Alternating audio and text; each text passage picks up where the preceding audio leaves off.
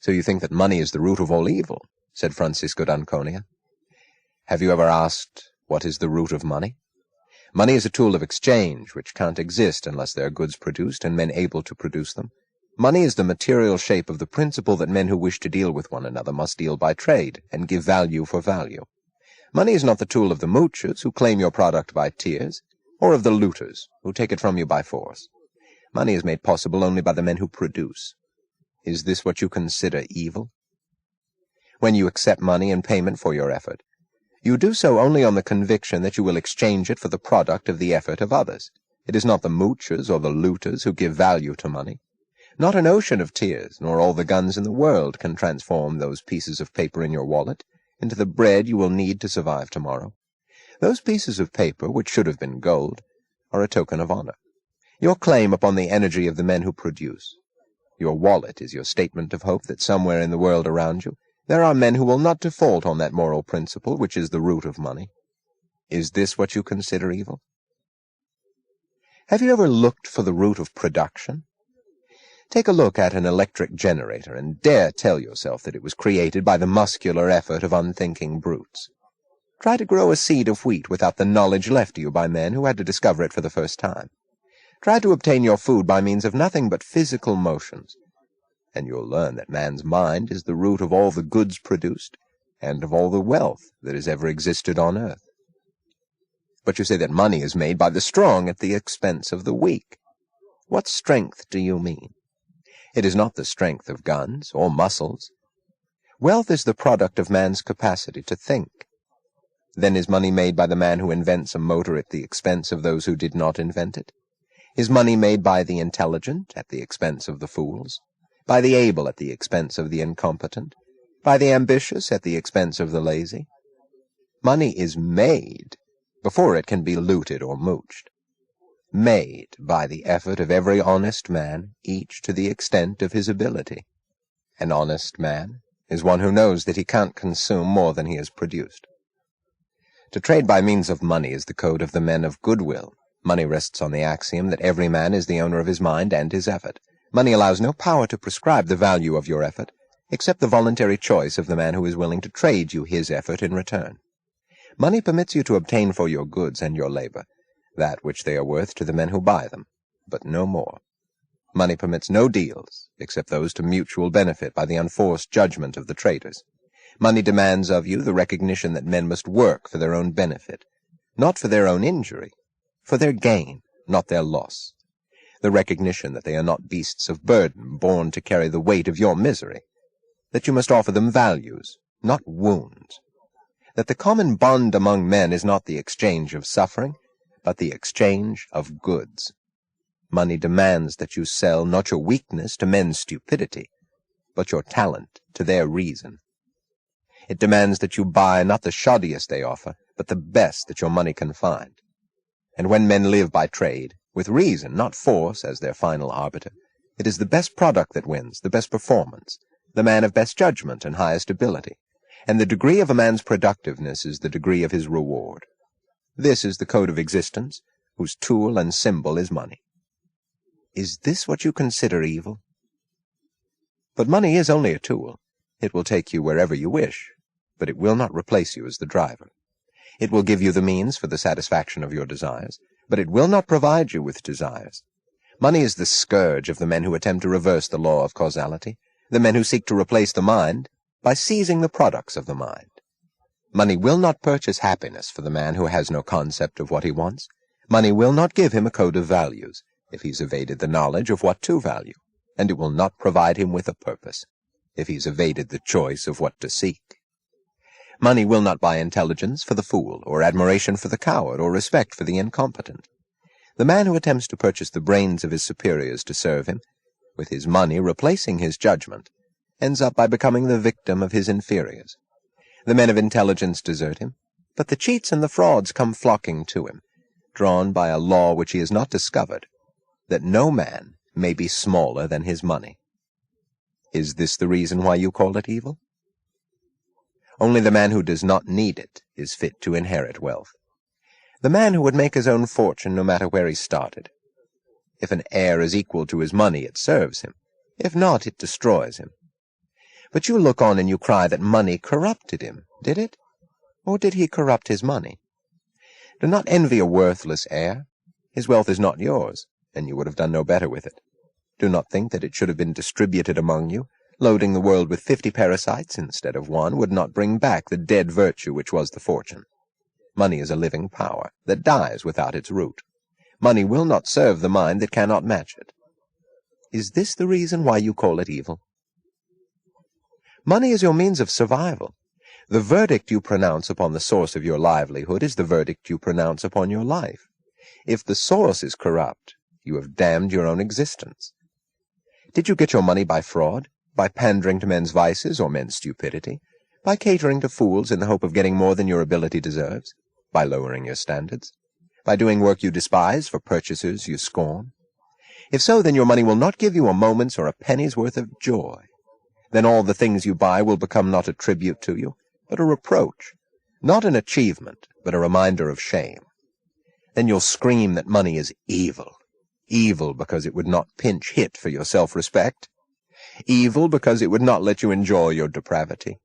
Is this the root of your hatred of money? Money will always remain an effect, and refuse to replace you as the cause. Money is the product of virtue, but it will not give you virtue, and it will not redeem your vices. Money will not give you the unearned, neither in matter nor in spirit. Is this the root of your hatred of money? Or did you say it's the love of money that's the root of all evil? To love a thing is to know and love its nature. To love money is to know and love the fact that money is the creation of the best power within you, and your pass-key to trade your effort for the effort of the best among men. It's the person who would sell his soul for a nickel, who is loudest in proclaiming his hatred of money. And he has good reason to hate it. The lovers of money are willing to work for it. They know they are able to deserve it. Let me give you a tip on a clue to men's characters. The man who damns money has obtained it dishonorably. The man who respects it has earned it. Run for your life from any man who tells you that money is evil. That sentence is the leper's bell of an approaching looter. So long as men live together on earth and need means to deal with one another, their only substitute, if they abandon money, is the muzzle of a gun. But money demands of you the highest virtues, if you wish to make it or to keep it. Men who have no courage, pride, or self-esteem, men who have no moral sense of their right to their money, and who are not willing to defend it as they defend their life, who apologize for being rich, will not remain rich for long. They are the natural bait for the swarms of looters that stay under rocks for centuries, but come crawling out at the first smell of a man who begs to be forgiven for the guilt of owning wealth. They will hasten to relieve him of the guilt, and of his life, as he deserves. Then you will see the rise of the men of the double standard, the men who live by force, yet count on those who live by trade to create the value of their looted money, the men who are the hitchhikers of virtue. In a moral society, these are the criminals, and the statutes are written to protect you against them.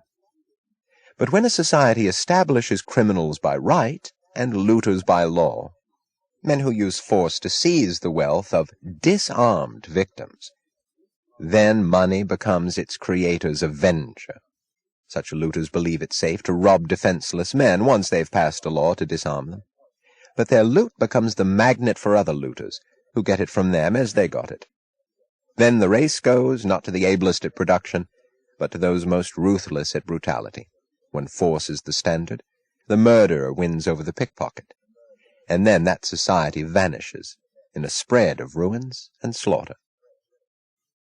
Do you wish to know whether that day is coming? Watch money. Money is the barometer of a society's virtue. When you see that trading is done not by consent but by compulsion, when you see that in order to produce, you need to obtain permission from men who produce nothing, when you see that money is flowing to those who deal not in goods but in favors, when you see that men get richer by graft and by pull than by work, and your laws don't protect you against them, but protect them against you, when you see corruption being rewarded and honesty becoming a self-sacrifice, you may know that your society is doomed.